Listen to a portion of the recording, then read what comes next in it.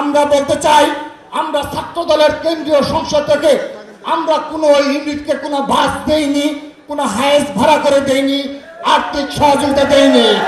কিন্তু দেখার অনুরোধ জানিয়ে যাচ্ছি, এই ইঞ্জিনিয়ারিং ইনস্টিটিউটের আশেপাশে ছাত্র দলের হাজার হাজার নেতা কর্মীরা সংগঠিত হয়ে নিজ ঘরেতে উপস্থিত হয়ে আজকের এই উৎসবে মিলিত হয়েছে।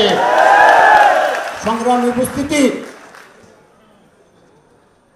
আজকে আমাদের এই প্রতিষ্ঠা বার্ষিকীতে আমরা আমাদের 2টি বুকলেট আমরা প্রকাশ করেছি, প্রকাশনা হয়েছে, যেখানে 2009 সাল থেকে 2023 সাল পর্যন্ত ছাত্র দলের যে সকল নেতা কর্মীরা গুমের শিকার হয়েছে, খুনের শিকার হয়েছে, তাদের সবিস্তর বর্ণনা আমরা দিয়েছি এবং সকল নেতা কর্মী সাংবাদিক বৃন্দ সকলের নিকট আমরা তাদের এই তথ্য সরবরাহ করেছি যেন তাদের স্মরণে থাকে এই জুলাই আগস্টের প্রেক্ষাপট তৈরি হয়েছে এই ছাত্র দলের ভাইদের রক্তের বিনিময়ে। আমরা 2024 সালে ছাত্র দলের যে সকল ভাইদের হারিয়েছি, যারা ছাত্র দলের সাংগঠনিক অভিভাবক জনাব তারেক রহমানের নির্দেশে রাজপথে রক্তময় চিত্তে লড়াই করার কারণে এই খুনি ফ্যাসিস্ট হাসিনার গুলিতে শাহাদাত বরণ করেছে, সেই 2024 সালের জুলাই আগস্ট গণঅভ্যুত্থানে ছাত্র দলের 20 শহীদদের তালিকা আমরা বুকলেট আকারে প্রকাশ করেছি। আমরা সাংবাদিক বৃন্দ সহ সকলের নিকট সরবরাহ করেছি, ছবি সংবলিত সকল তথ্য দিয়ে আমরা সরবরাহ করেছি।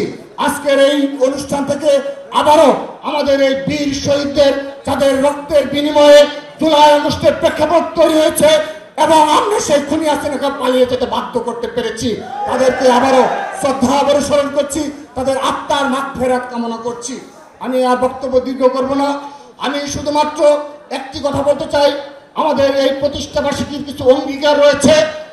বিগত 15.5 বছর আমরা যেভাবে গুম খুনের শিকার হয়েছি, মামলা হামলার শিকার হয়েছি, আমরা ক্যাম্পাসে স্বাভাবিক জীবন যাপন করতে পারিনি। ছাত্র দলের একজন নেতা কর্মীকেও বাংলাদেশের কোনো শিক্ষা প্রতিষ্ঠানে হলগুলোতে অবস্থান করতে দেওয়া হয়নি। সেই বাস্তবতায় ছাত্রদল বুক চিতিয়ে প্রকাশ্য রাজনীতিতে বাংলাদেশের সকল ক্যাম্পাসে রাজনীতি তাদের প্রকাশ্য চালু রাখতে পেরেছিল। বাংলাদেশের প্রতিটি জেলা মহানগরে উপজেলার প্রকাশ্য কর্মসূচি ঘোষণা করে প্রকাশ্য রাজনীতি চালু রাখতে পেরেছিল। সংগ্রামী উপস্থিতি, আমরা ছাত্র দলের প্রতিজ্ঞা হলো আমরা একটি নতুন ধারা ছাত্র রাজনীতি উপহার দিয়ে যাচ্ছি।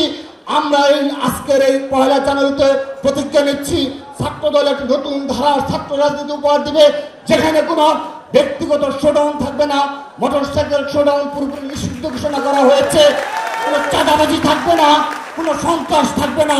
আমি শুধুমাত্র স্মরণ করে দিতে চাই, আমাদের বিজয় উৎসব 16 ডিসেম্বর এবং আজকে ছাত্র দলের প্রতিষ্ঠা বার্ষিকী 1 জানুয়ারি। বাংলাদেশের একটি মিডিয়াও বলতে পারবে না ছাত্র দলের সারা বাংলাদেশে একটি ইউনিটের কোন নেতা কর্মী কোনো 1 টাকা চাঁদাবাজি করেছে।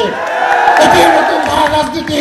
ছাত্র দলের লক্ষ লক্ষ নেতা কর্মী তার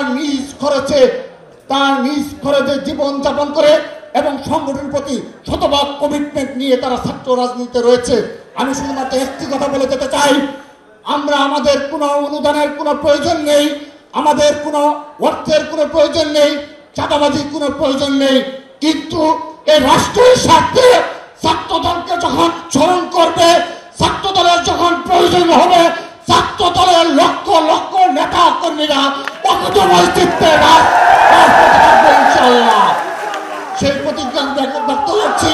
এই 1 জানুয়ারিতে আবারও প্রতিজ্ঞা ব্যক্ত করছি, এই রাষ্ট্রের প্রয়োজনে এই ছাত্র দলের হাজার হাজার নেতা কর্মী নয়, লক্ষ লক্ষ নেতা কর্মী নিয়ে আমরা রাজধানীতে অবস্থান করবো ইনশাআল্লাহ। আমি আমার সর্বশেষ একটি কথা বলে আমি বক্তব্য শেষ করে দিচ্ছি।